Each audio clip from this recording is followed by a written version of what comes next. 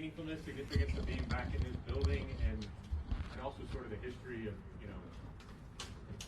we asked Dave about this with the HBCU game being here and the history of African American athletes in Oakland, sort of what the significance is of what's happening here today in this building. It is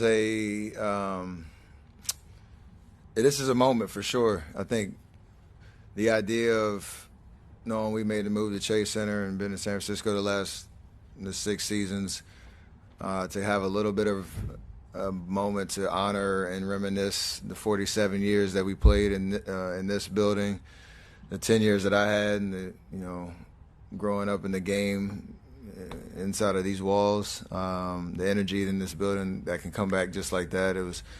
I've enjoyed it to the fullest, and to your point about having another opportunity to shine a light on the HBCUs and the game that's being played, and it is a moment that's just truly Oakland, truly authentic to what I have experienced here, and it all matters. So it's pretty dope. Next question up front. If you were the commissioner for a day, what would be one rule that you would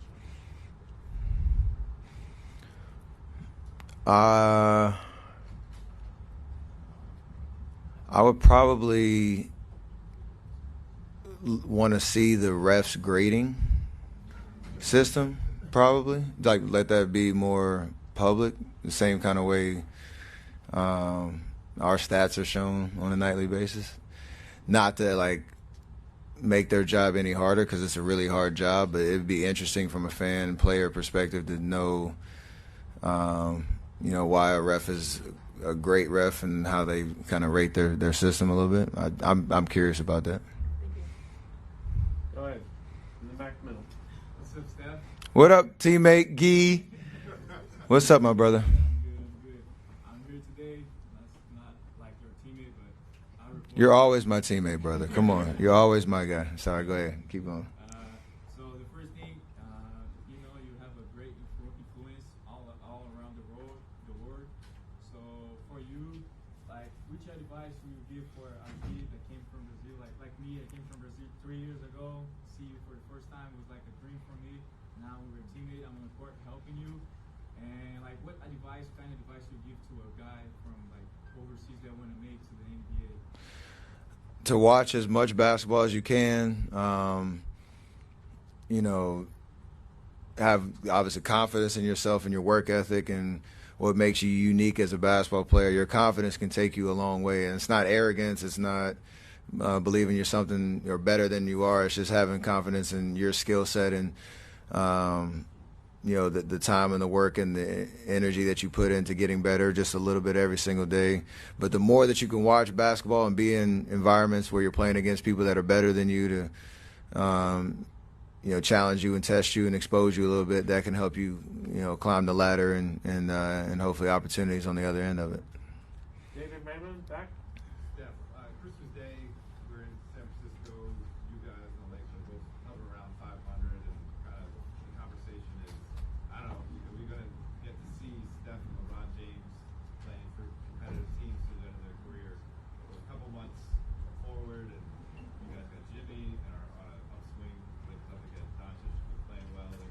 What have you learned about how things can change in this league and the patience that how it can pay off to maybe not react in the moment because there could be something around the corner? I think the biggest, we've all learned recently how quickly things can change in this league. Some of the unexpected happening. The patience or the assessing where your team is and what can actually make you better, how far that gap is. That's why there's GMs and player personnel groups and advanced analytics and all that. Because from a player's perspective, we obviously know the game, see the game, feel the game, and have a certain opinion about how competitive or how you can be competitive. But it's why everybody gets paid to do their job.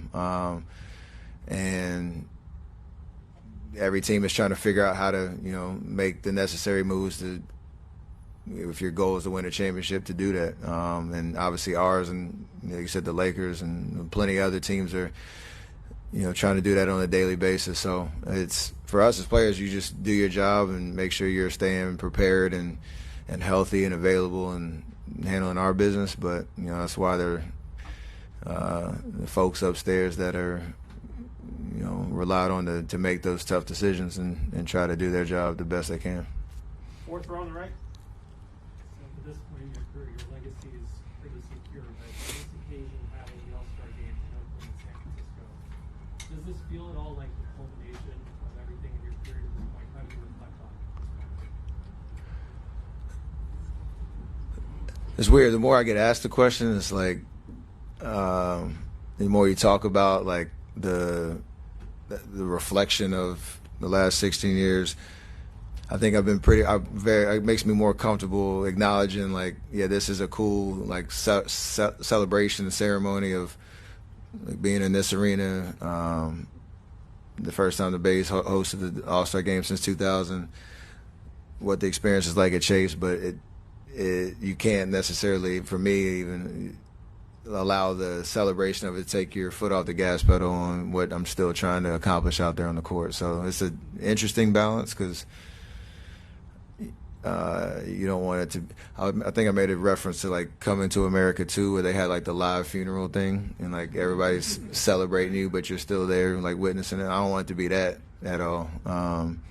But you do want to celebrate to some extent, for sure. Right here in the front. Steph, you signed in Malaysia for Huawei's Sakari brand.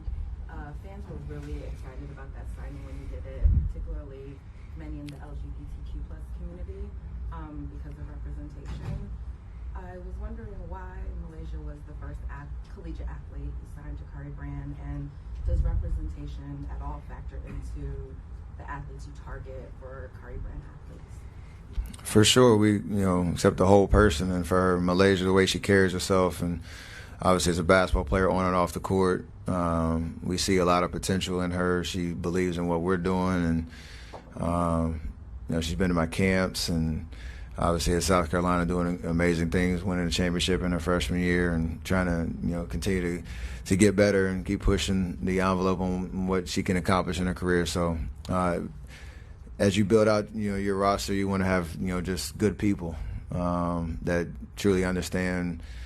One, they want to be great on the court. Two, they stand for something, represent something off the court, and always looking for ways to impact the community. And she checks all those boxes. Third row over here. Steph, amazing to see you here.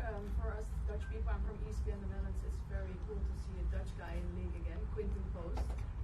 What can you tell us about him, and how is he as a teammate? He's a great teammate. He's taking full advantage of his opportunity. He spent a lot of time in the G League early, and was getting a lot of reps, getting better every single day, trying to figure out,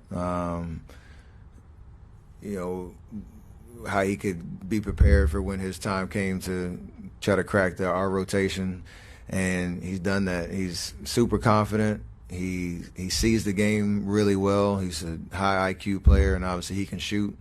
So his confidence and his presence is felt. You've seen a couple of games he's hit some big shots, and he's celebrating, fist pumping, like he knows he belongs, and it's been great to kind of see him figure it out.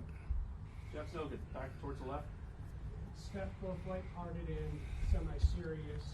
What responsibility do you feel for winning the game of basketball with a three-point shot? And then, on the serious note, when you hear this conversation, what goes through your head given what the three-point shot has meant to you and what you've meant for that shot? Yeah, Mark Jackson coined that phrase back in, was that 2014, 15, something like that, talking about walking into high school, middle school gyms, and just seeing kids run to the three-point line. That impact is pretty surreal to me, just because that's the way that I've seen the game since I was a kid. That I love, expanding my range, but even more, I love the work that goes into, earning and deserving that confidence. And that's the message that I preach all the time. Is I want everybody to be inspired to, if you love basketball, to be able to shoot and get better and stretch your range, shoot 5, 10 feet outside the 3-point line. Like, would love you to be inspired to do that, but you also got to work at it too. So like the ruining the game thing, it's just a charge and a challenge to, if you want to do that, then get in the gym, get your reps in, and earn it. So I don't have any problem with guys and teams shooting a lot of threes. Obviously, that's the way that I play, and I love that factor in the game. But you also got to put the work in behind the scenes to take full advantage of it. Last question on the right, third row. What's up, big fella? Good to see you. Yes, sir.